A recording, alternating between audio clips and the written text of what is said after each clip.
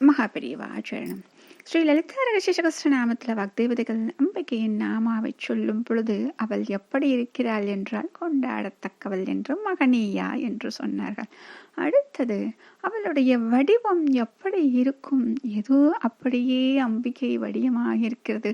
என்ன குணம் அப்படின்னு பார்த்தா, ஓம் தயாமூர்த்தியை நமஹ, ஓம் தயாமூர்த்தியை நமஹ. எவ்வளவு அழகாக அவளை சொல்லி இருக்கிறார்கள். இந்த வார்த்தைகளை போட்டால் இப்படியும் அவளை சொல்ல முடியுமா என்று நமக்கே பேர் ஆச்சரியத்தை கொடுக்கக்கூடிய அற்புதமான நாமங்கள். தயை அதாவது கருணை. கருணையே வடிவமாக எடுத்தால் எப்படி இருக்குமோ அப்படி ஒரு வடிவம்தான் அவளுடைய வடிவம். ஏன் அப்படின்னா, நமக்கு கருணை அப்படிங்கிறது எப்போ வரும் அப்படின்னா, என்னைக்காச்சும் ஒரு நாளைக்கு வரும். எப்போ அப்படின்னா, திடீர்னு கடவுள் ஞாபகம் வந்திருக்கும். அவர் நமக்கு நல்லது பண்ணியிருப்பாரு, எப்பொழுதுமே நல்லதுதான் செய்து கொண்டு இருக்கிறார். இருந்தாலும் இன்னைக்கு நமக்கு தோணும், இன்னைக்கு நமக்கு நல்லது பண்ணிட்டார் அப்படின்னு. மனசு ரொம்ப சந்தோஷமா இருக்கும். அப்போ நமக்கு மனசெல்லாம் கருணையை நிறைந்து அப்படி பார்க்குறவங்களெல்லாம் ரொம்ப அப்படி கருணையாக பார்த்தா அவங்களுக்கு உதவி பண்ணணும்னு நினைப்போம். ஆனால் இவளுக்கு எதுவுமே காரணமே தோன்றாது.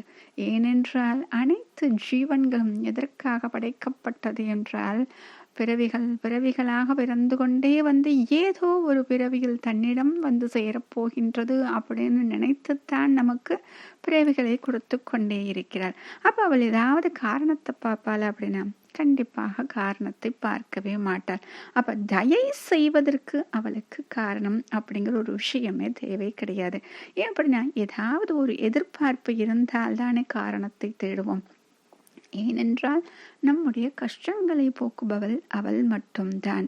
அப்ப இந்த தயை செய்வதற்கு காரணமே வேண்டாம் என்று நாம் சொன்னாலும், ஆனால் அவள் ஒரு காரணத்தை கண்டுபிடித்து வைத்து விடுவாள். ஏனென்றால், அவனுக்கு நீ தயை செய்தாயே, இவனுக்கு நீ தயை செய்தாயே, எனக்கு செய்யவில்லையே என்று நாம் ஒவ்வொருவரும் அவளிடம் ஒரு பெரிய புகார் பெட்டியை கொண்டு போய் முன்னால் வைத்து விடுகிறோம் இல்லையா?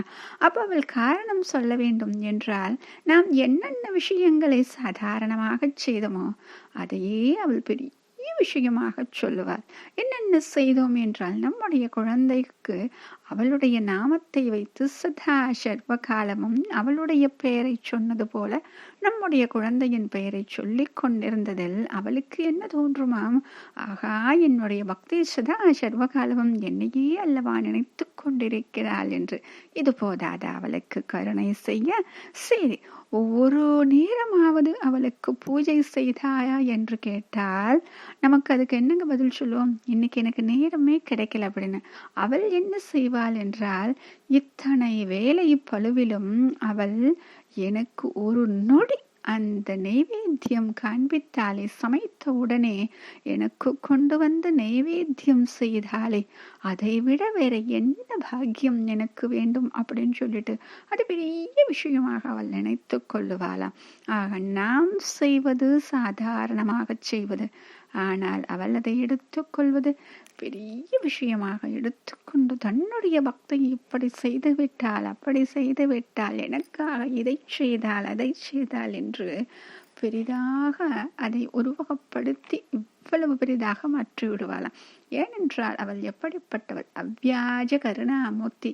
காரண காரியம் எதுவும் இல்லாமல் கருணையை பொழிந்து கொண்டே இருப்பவள்.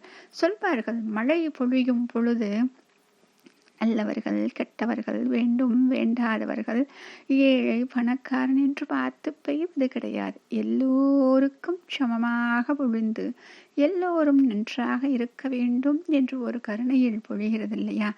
அந்த மழையை விட விஞ்சியவளாக இவள் இருப்பாளாம். ஏனென்றால் மழை பெய்யும் போது கூட ஓரிடத்தில் பெய்யும், என்னோரிடத்தில் பெய்யாது.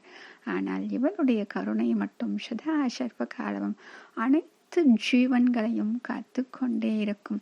அவள் நமக்கு ரட்சையாக இருந்து நம்மை காத்து கொண்டிருப்பதால் தான் அவள் தயாமூர்த்தி என்று அழைக்கப்படுகிறார். மகாபெரிவாச்சரணம்.